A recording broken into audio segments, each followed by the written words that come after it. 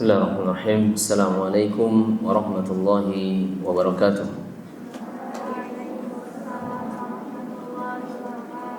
Alhamdulillah nahmaduhu wa nastahdihi wa natubu ilaihi wa na'udzu billahi min syururi anfusina wa sayyiati a'malina. May yahdihillahu fala mudilla lahu wa may yudlil fala hadiya lahu. Asyhadu an la ilaha illallah wahdahu la syarika lahu wa asyhadu anna Muhammadan 'abduhu wa rasuluhu sallallahu alaihi wasallam. Kita sekarang pindah ke bab yang baru, masih berkaitan dengan adab seorang yang belajar dan mempelajari Al-Quran, yang dijelaskan oleh Al-Imam An-Nawawi rahimahullah. Kita akan membahas pembahasan yang penting, perkataan-perkataan Imam An-Nawawi dan ulama-ulama lainnya.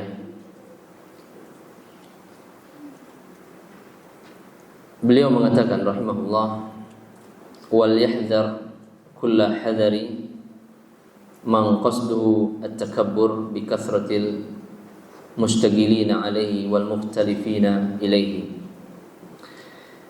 Silakan dicatat poin-poinnya saja. Maksud dari perkataan beliau ini, hendaknya seorang yang mengajarkan ilmu kepada orang lain itu berhati-hati atau menjauhi sifat takabbur. Kemudian beliau menjelaskan maksudnya sini adalah bi kathratil mushtaghilina alaihi wal mukhtalifina ilaihi. Artinya dengan banyaknya orang yang datang kepadanya ataupun sedikit yang datang kepadanya sama saja. Jangan sampai ketika dia memiliki banyak murid, dia mengatakan dirinya paling hebat dibandingkan dengan pengajar-pengajar yang lain. Ataupun juga ketika muridnya sedikit, dia bertakabur bahwa dia yang paling hebat, yang bisa memberikan pemahaman ilmu dan tidak perlu belajar kepada guru yang lain. Maka ini tidak benar. Maka hendaknya seorang guru yang mengajarkan Al-Quran, baik kepada teman-temannya ataupun kepada murid-muridnya, dia menjauhi sifat takabur ini, bahwa yang dia ajarkan bukan karena dia, akan tapi karena Allah Subhanahu wa taala, mengharapkan ridha Allah Subhanahu wa taala. Kemudian juga wal yahdar min karahatihi qira'ata ashabihi ala ghairihi mimman yuntafa'u bihi. Wa hadhihi musibatun yubtala biha ba'dul muallimina al-jahilin. Kemudian juga hendaknya berhati-hati, berhati-hati membenci seseorang yang belajar kepada orang lain. Nah, ini pada musyrifah hati-hati, pada guru-guru pengajar secara umum. Maksudnya apa? Ketika salah seorang guru memiliki banyak murid dibandingkan dengan guru yang lain, misalnya guru yang ini, musyrifah yang ini, ustadz yang ini muridnya sedikit, sedangkan yang satunya muridnya banyak. Maka jangan sampai seorang guru mengatakan atau melarang untuk belajar dengan guru yang lain, dengan mengatakan seperti apa, ya udah, anti atau kalian belajarnya kepada saya saja, enggak usah belajar kepada guru si fulan, enggak usah belajar kepada ustazah fulan, cukup dengan saya saja. Sehingga datanglah murid-murid yang banyak kepadanya. Dan karena mungkin direndahkan atau dipojokkan sedikitlah muridnya salah satu ustaz atau ustazah yang tadi, maka ini tidak diperbolehkan.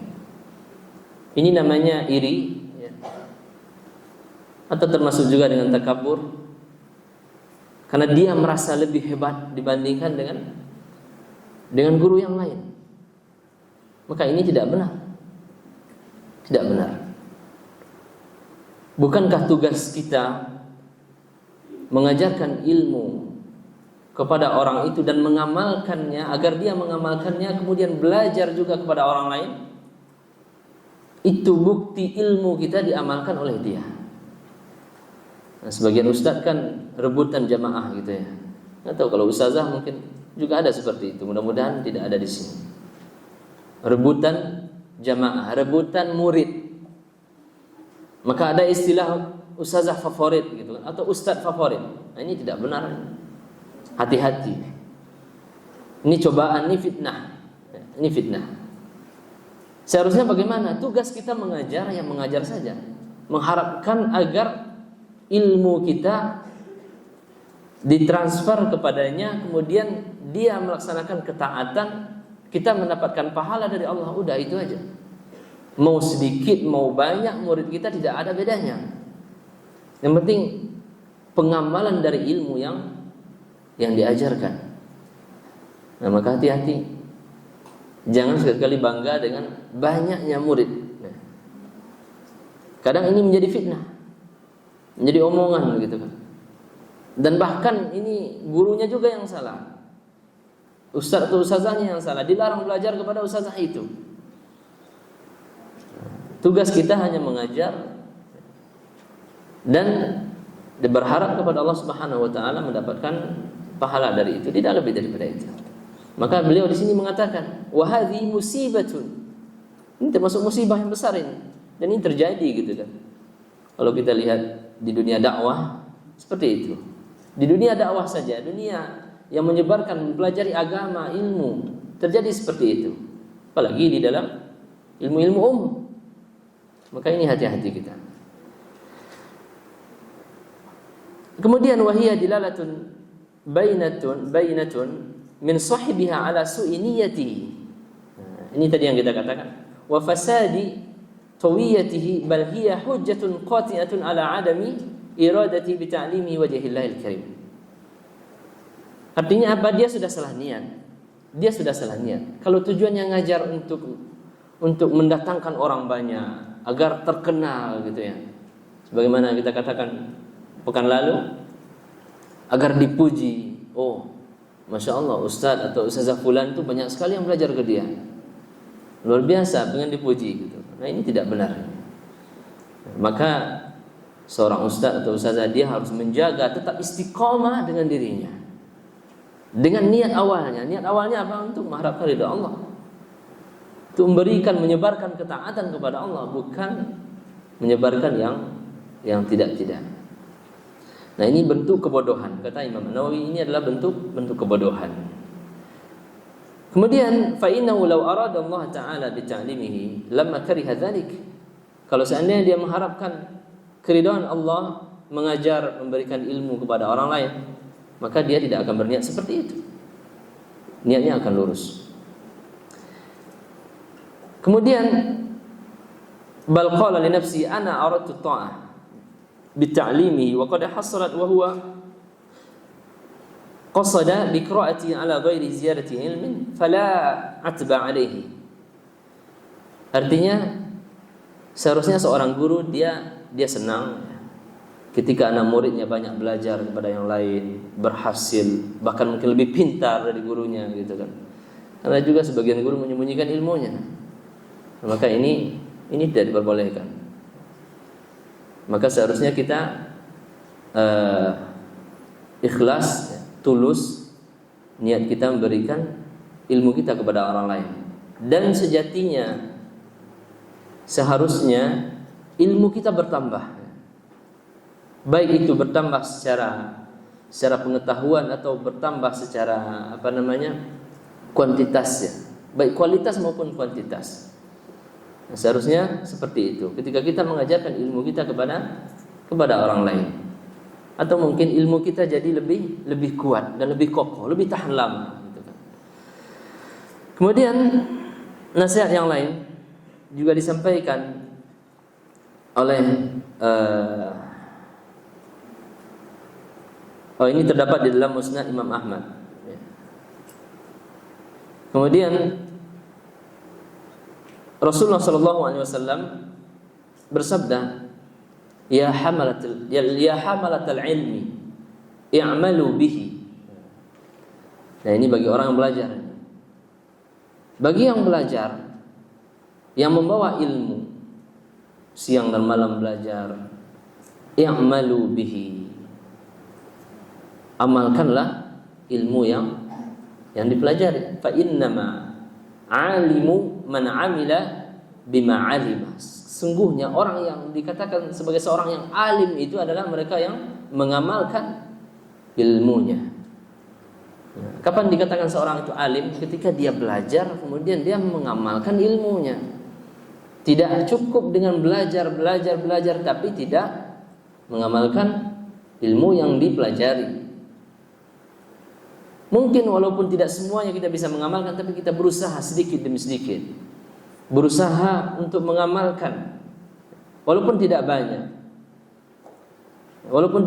mungkin, tapi kita tetap berusaha untuk mengamalkan ilmu kita. Wa wafaqa ilmuhu amalahu, dan juga sesuai perbuatan dengan apa yang dipelajari. Kemudian wasayakunu aqwamun yahmiluna al-ilma la yujawizu taraqiyahum. Suatu masa akan datang seorang yang membawa ilmu, dia belajar terus, rajin belajar, akan tapi ilmunya hanya sampai kepada tenggorokannya saja. Hati-hati nih para santriwati, siang dan malam belajar, tapi ilmunya hanya sampai di kerongkongan leher saja, akan tapi tidak pernah diamalkan. Ketika diajarkan bagaimana tata cara beradab kepada guru, menghormati, menghargai teman-teman, tidak boleh melakukan kezaliman, keburukan, hanya sampai di mulut saja, atau bahkan masuk ke keingatan kepala, akan tapi keburukan-keburukan tetap dilakukan. Maka ini tidak benar. Akan datang suatu masa, kata Rasulullah SAW. Kemudian yukhalifu amaluhum ilmahum. Seperti yang kita sampaikan, menyelisihi ilmu yang dia miliki. Wa tukhalifu sariratuhum ala niyyatahum. Antara lahir dan batin itu tidak tidak sesuai. Baik amal lahiriah ataupun amal batin itu tidak sesuai. Yajlisuna hilaqan yubahi ba'duhum ba'dha hatta anna ar-rajula la yaghdabu ala jilisihi ay yajlisa ila ghairihi wa yad'u ulaika la tas'adu a'maluhum min majalisihim tilka ila Allah Ta'ala. Artinya apa? Sehingga datang satu masa antara satu murid dengan murid yang lain saling memburuk-burukkan. Nggak boleh seperti itu. Satu murid dengan murid yang lain saling memburuk-burukkan, atau satu halaqah dengan halaqah yang lain. Halaqah si fulan nggak benar, gurunya nggak ini, santri-santrinya juga nggak ini. Ini tidak boleh seperti ini. Tidak boleh memburuk-burukkan atau menjelek-jelekan orang lain, karena kita tidak tahu. Mungkin orang lain lebih ikhlas daripada kita, niatnya lebih benar daripada kita. Mungkin sepintas kita tidak melihat hafalannya mungkin sedikit, akan tapi ternyata dia ikhlas, niatnya benar, kan seperti itu. Maka kita tidak tahu bagaimana amalan orang lain, dan pada intinya kita fokus saja kepada diri kita, kan seperti itu. Kemudian terakhir ya, ini nasihat dari Imam Syafi'i. Terakhir nasihat dari Imam Syafi'i. Wa qad sahha 'anil Imam Syafi'i rahimahullahu annahu qala wadattu anna hadzal khalqa ta'allamu hadzal ilma ya'ni ilmuhu wa kutubuhu ala alla yunsab ilayya minhu harfun. Nah, ini bagi yang mengajarkan ilmu kepada orang lain. Jadi Imam Syafi'i ketika ada orang yang belajar kepadanya, dia berharap alla yunsab ilayya minhu harfun. Jangan dinisbahkan ilmunya walaupun satu huruf. Artinya apa? Gara-gara Imam Syafi'i saya mengetahui hukum bacaan tajwid ini, saya mengetahui hukum ini tidak benar. Begitu tawadunya Imam Syafi'i, tidak ingin dipuji, dia ingin dinisbahkan ketika dia mengajarkan ilmu, berhasil mengajarkan ilmu kepada orang lain. Ini gara-gara Imam Syafi'i, ini gara-gara guruku. Ini sudah salah. Ini sudah salah. Akan tapi tetaplah dia memuji Allah Subhanahu wa taala atas dia mendapatkan ilmu atas izin Allah Subhanahu wa taala. Karena Allah lah yang pantas dipuji. Adapun manusia memiliki kelemahan, kekurangan dan lain sebagainya. Maka seorang guru hendaknya memiliki sifat tawadu seperti itu. Walaupun mungkin ada yang memuji tidak pernah tidak bisa dihelakkan. Enggak masalah, akan tapi kita harus memiliki konsisten yang tinggi, istiqomah bahwa kita mengajarkan ilmu ini karena Allah Subhanahu wa taala, dan ini merupakan satu ketaatan, menambah amal, menambah pahala kita, sehingga nanti Allah Subhanahu wa taala memberikan surga atas apa yang telah kita ajarkan kepada orang lain. Mudah-mudahan bermanfaat. Itu saja. Jazakumullahu khairan. Billahi taufiq wal hidayah. Wassalamualaikum warahmatullahi wabarakatuh.